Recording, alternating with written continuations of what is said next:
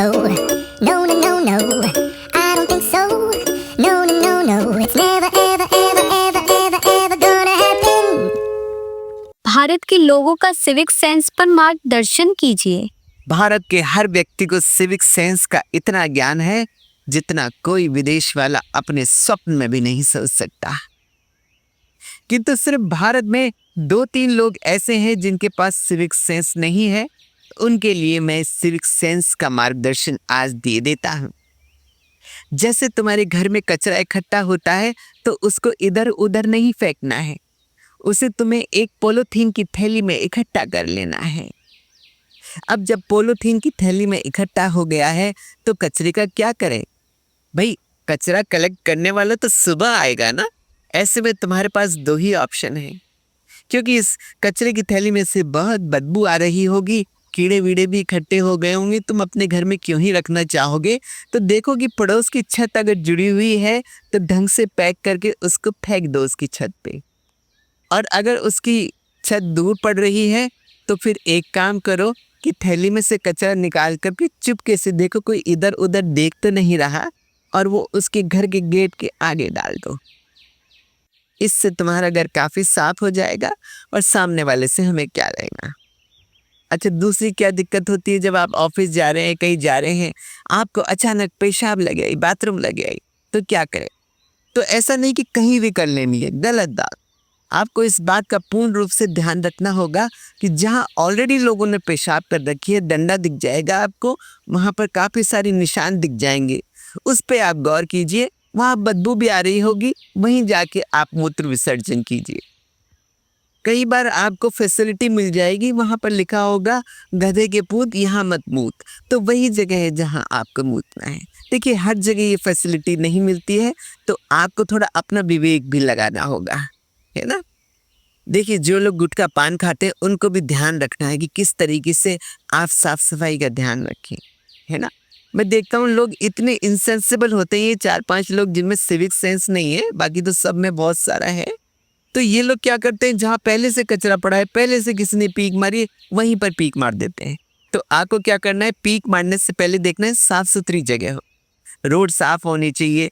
और हो सके तो देखिए, किसी कार हो, किसी की कोई पर्सनल प्रॉपर्टी हो, ज़मीन हो, डंडा हो, उस पर थूक मारिए, मकान की दीवार पे थूक मार दीजिए, गेट पे थूक मार दीजिए, लेकिन याद रखिए कि सब साफ होना चाहिए, ऐसा नहीं गंदा हो। गंदगी दिखते ही आपको मुंह में पीक भर के रखनी हो, यूँ करके। देखिए, दिक्कत तो आएगी, लेकिन आपको ये दिक्कत सही नहीं होगी, क्योंकि आपको अपना सिविक सेंस बढ़ाना है। क्योंकि आप ये 3-4 लोग बचे हो जिनमें सिविक सेंस नहीं है, बाकी इंडिया में हर व्यक्ति सिविक सेंस से लबालब भरा हुआ है ना। अच्छा, पब्लिक प्रॉपर्टी का आपको विशेष रूप से ध्यान रखना है। जो ऐसी प्रॉपर्टी है, सरकारी संपत्ति है, उसका बहुत ध्यान रखिए, है ना। तो कई बार आपको जैसे मान लीजिए डस्टबिन वगैरह सरकारी दिख जाता है पड़ा हुआ है, तो देखिए हो सके तो आप घर पे ही उठा लाओ उससे, है ना। तो वहाँ पर क्या पड़ा रहेगा फालतू में, लोग फालतू में उसमें थूकेंगे, कचरा डालेंगे। तो आप जब घर पे उठा लाओगे तो वो कचरा आप अपना डाल पाओगे, तो इससे पड़ोसी के डालने में थोड़ी सुविधा भी होगी आपको। देखिए, पैसा सरकार के पास जो है वो आप ही का टैक्स है। मान लो आप टैक्स नहीं भी देते हो तो उससे कोई दिक्कत नहीं है, आप सामान तो खरीदते हो ना, न कैसे टैक्स पहुँचता ही होगा। देखिए, पब्लिक टॉयलेट्स का आपको विशेष रूप से ध्यान रखना पड़ेगा, क्योंकि साफ सफाई में उसका बहुत ज़्यादा महत्व है। कई बार क्या होता है, आप घर से पॉटी करके चल लेते हैं, क्या फ़ायदा है। अब पब्लिक टॉयलेट में आप जाके पॉटी कर लीजिए अगर साफ़ सफाई है वहाँ पर, और वहाँ पर पॉटी को बहाइए मत, है ना। तो उससे काफ़ी अच्छा होगा। बच्चे का डायपर वगैरह है, ये सब उसमें डाल दीजिए। और पानी वानी की व्यवस्था ऐसा नहीं है कि पानी अगर वहाँ दिख रहा है आपको तो आपने बहा दी, ऐसा नहीं है, वहीं पर छोड़ दी, लेट हो रहे हैं आप, है ना। ऐसा कुछ नहीं है, सफाई होगी नहीं तो आप जिम्मेदार नहीं है इसके लिए। देखिए, आपकी रिस्पॉन्सिबिलिटी नहीं है, जिसकी रिस्पॉन्सिबिलिटी है वो साफ करेगा, है ना। इससे आप रिस्पॉन्सिबल बनने का भी मौका देंगे। जैसे आप ट्रेन में सफ़र करते हैं तो वहाँ पर आपको चादरें, तकिए वगैरह मिलते हैं। अब आपने तो टिकट ली है कि नहीं ली है, तो चादरें, तकिए आप जैसे तैसे, देखिए वो आपको ले जाने नहीं देंगे, लेकिन आपको ट्रिक से एन मौके पे अपने बैग में डाल के ले जानी है। क्योंकि देखिए, ये सोशल रिस्पॉन्सिबिलिटी, सिविक सेंस है आपका, बहुत ज़रूरी है। घर पे काम आएंगी, घर पे आए दिन चादरों की, तकियों की ज़रूरत पड़ती है, तो वो काम आ जाएगी आपकी, है ना। कई बार क्या होता है, रास्ते में आप देखेंगे काम चल रहा है, तार वार पड़े हैं, लोग चाय वाय पीने चले गए, जो मजदूर होते हैं वो चाय वाय पीने चले गए, कर्मचारी चाय वाय पीने चले गए, तो वहाँ पर अपना प्लास व्लास लेके चले, थोड़ा सा तार अपना काट लें, घर पे लाके बेच लें। और देखिए जैसे आपका घर होता है तो उसमें क्या है, आपकी बाउंड्री तो यहाँ तक है ना, लेकिन अपना रैंप आगे बढ़ाते जाइए, पेड़ पौधे लगा लीजिए, कुछ गमले लगा लीजिए, अपना गेट आगे लगा दीजिए, मतलब आधी रोड ही अंदर ले आइए आप, है ना, ताकि आपके प्लॉट का साइज बड़ा हो जाएगा। पड़ोसी से कोई लेना देना नहीं है। देखिए अगर आप रैंप बना देंगे, अपना गेट थोड़ा आगे की तरफ लगा लेंगे, तो ये है ना कि रोड पे गंदगी जो होती है, लोग चलते हैं, फालतू के पैर वैर होते हैं, तो उसकी साफ सफाई रहेगी। तो इन बातों का थोड़ा विशेष रूप से आपको ध्यान रखना होगा। देखिए गाड़ी चलाते वक्त आपको सिविक सेंस का बहुत ध्यान रखना है। मान लीजिए आप जा रहे हैं, आप तेज जाइए तो गली में बहुत तेज जाइए, कोई यहाँ से आ रहा है उससे कोई लेन देना नहीं है। और कभी भी ऐसा नहीं गली में निकलते हुए आपने हॉर्न बजा दिया, ये गलत बात है। कहीं हॉर्न बजा देते हैं, क्या फ़ायदा है, पोल्यूशन नहीं करना है, तेज निकल जाइए। अभी सामने वाला आगे भिड़ेगा तो कोई बात नहीं, उसकी गलती है ना। और क्या होता है कि जैसे ट्रैफिक में आप चल रहे हैं तो आगे देखिए, अपनी गाड़ी आगे डालिए, है ना, इस साइड में से कट मारिए, इधर जितना कट मार सकते हैं उतना कट मारिए। किसी कार वाले के तो सामने ही आप गिर जाइए आकर के, अगर आप पे चोट लगा देगा, आप पे गाड़ी की खर्च भी आ गई ना, तो इंश्योरेंस वाले हैं, उससे कोई घबराने की बात नहीं है। तो ये आपको ध्यान रखना पड़ेगा। और देखिए ट्रैफिक की जो रेड लाइट होती है उसका विशेष रूप से ध्यान रखना पड़ेगा। जैसी रेड लाइट हो जाती है आपको तुरंत निकल जाना है, ग्रीन लाइट पे आपको रुकना है और रेड लाइट पे निकलना है। लोग उल्टा करते हैं, ग्रीन लाइट पे तो निकल रहे हैं और रेड लाइट पे खड़ा हो रहे हैं, क्या मतलब बनता है भाई? मज़ा ज़िंदगी में थ्रिल कब मिलेगा आपको? जब रेड लाइट पे देखिए सब निकल रहे हैं, इधर से आ रहे हैं, उधर से आ रहे हैं, कितना आनंद आता है। इस आनंद को आप मिस नहीं कर सकते। देखिए इस जीवन में आए हैं तो जीवन को जी के जाना है।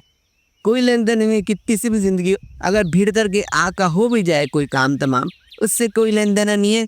इंश्योरेंस वाले कर देंगे, आपकी फैमिली को देख लेंगे, आप कोई टेंशन में मत रहिए, है ना। कचरालू देश में एक डोनाल्ड रहा करता था, उसको दूर दूर तक कोई नहीं जानता था। डोनाल्ड के पापा ने उससे एक दिन सपने में कहा कि डोनाल्ड, तेरा सिविक सेंस बहुत बढ़िया है, दुनिया में तेरे जैसा सिविक सेंस किसी का है ही नहीं है, तुझे नोबेल प्राइज मिलना चाहिए सिविक सेंस का। डोनाल्ड ने बोला कि पापा मुझे कोई जानता नहीं है तो मुझे नोबेल प्राइज कैसे मिलेगा। उसके पापा ने कहा, ये मैं क्या जानूं, ये तू जाने और तेरा जाने काम, बस मैंने तो बोल दिया। सुबह उठते ही डोनाल्ड के माइंड में एक बात कौनने लग गई।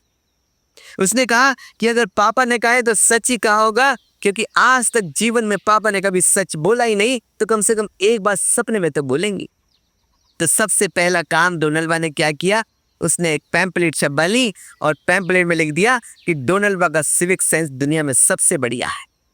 अब डोनाल्ड अपने घर का सारा कचरा चुपचाप इकट्ठा करता और पड़ोसी के फेंक देता, पड़ोसी को पता भी नहीं चलता। पड़ोसी सोचते कि देखो डोनाल्ड के घर में कितनी सफाई रहती है, हमारा घर तो हमेशा ही गंदा रहता है, क्योंकि कचरा ही वो खुद फेंकता था। सारी की सारी पड़ोस की दीवारों पे उसने पान खा के पीक ऐसी मार के सब में लाल कलर कर दिया। जब लोगों ने देखा जगह जगह पर लाल रंग की पीक पड़ी हुई है, तो उनके मन से आवाज आई कि यही पीक मार, और उन्होंने भी वही पीक मारना शुरू कर दिया। धीरे धीरे ऐसे करके पूरा का पूरा देश ही लाल हो गया। डोनाल्ड घर से पानी पी के जाता और रास्ते में जगह जगह पे मूत देता। लोग सोचते यही मूतने की जगह, क्योंकि अक्सर ऐसा होता है ना, जहाँ पर आपको दिख जाता है, मैंने बताया ना कि जहाँ पर आपको लोग मूतते हुए दिख जाएंगे, उनका डिजाइन दिख जाएगा, वहीं पे आपका पेशाब करने का मन करता है। तो लोग जगह जगह पे बाथरूम भी करने लगे। अब डोनाल्ड जानता था कि वह समय आ चुका है जब उसे अपनी पैम्पलेट निकाल लेनी चाहिए। डोनाल्ड ने चुपके सारी दीवारों पे ये लगाना शुरू कर दिया पैम्पलेट। जहाँ जाता वहाँ लोगों को पैम्पलेट दे देता और बोलता ये डोनाल्ड नाम का एक बंदा है, ये दुनिया में सबसे बड़ा सिविक सेंस रखता है। धीरे धीरे ये बात वहाँ के प्रधानमंत्री तक पहुँची। प्रधानमंत्री कोई इतने बेवकूफ़ तो थे नहीं, ऐसे प्रधानमंत्री थोड़ा ना बन जाता है कोई। उन्होंने कहा कि इस बात को वेरीफाई करना होगा, लेकिन वो इस बात को वेरीफाई करने के लिए वो किस पे विश्वास करते। ऐसे में उनकी एक लड़की थी, बहुत सुंदर। उसने कहा डैडी मैं पता करके बताऊंगी आपको। प्रधानमंत्री ने तुरंत अपनी लड़की को आज्ञा दे दी। लड़की ने अपना मेकअप किया, अपनी गाड़ियों का काफिला लिया, भाई प्रधानमंत्री की बेटी है, लेकर के सीधे की सीधे वहां पहुंच गई। डोनाल्डा अपने घर पे उस समय था नहीं, ताला लगा हुआ था, लेकिन वहां पर एक नेम प्लेट लगी हुई थी, उस पर लिखा हुआ था शी डोनाल्डा, दुनिया का सबसे बड़ा सिविक सेंस वाला बंदा। उसे यकीन हो गया कि यही वो बंदा है जो दुनिया का सबसे बड़ा सिविक सेंस रखता है। इतने में डोनाल्डा भी आ गया। डोनाल्डा को देखते ही उसके मन में लड्डू फूट गए। उसने मन ही मन दिल में ठान ली कि अगर मैं किसी घर पे बर्तन धोऊंगी, झाड़ू पोछा करूंगी, किसी के कहना मानूंगी, किसी के पांव दबाऊंगी, तो वो डोनाल्डा होगा। जैसे ही डोनाल्डा ने उस सुंदरी को देखा, वो अपना आपा खो बैठा। सुंदरी खुद अपने आपे में नहीं थी। उसने पैम्पलेट पढ़ी और डोनाल्डो से कहा कि आप ही वो सबसे बड़े सिविक सेंस के मालिक हैं। डोनाल्डा ने कहा। उसी समय उस सुंदरी ने, प्रधानमंत्री की बेटी ने, डोनाल्डा के चरणों में अपना मस्तक झुका दिया और डोनाल्डा को अपने साथ प्रधानमंत्री कार्यालय ले गई। जैसे ही प्रधानमंत्री ने डोनाल्डा को देखा, उनके मन में ससुर वात्सल्य जागृत हो गया। प्रधानमंत्री ने तुरंत अपने सेक्रेटरी को बोला कि जो इस बार का नोबेल प्राइज है ना सिविक सेंस का, वो डोनाल्डा को ही मिलना चाहिए। और इस प्रकार डोनाल्डा को सिविक सेंस का नोबेल प्राइज मिल गया। और इसके बाद वो सुंदरी के साथ प्रधानमंत्री आवास में रहने लगा।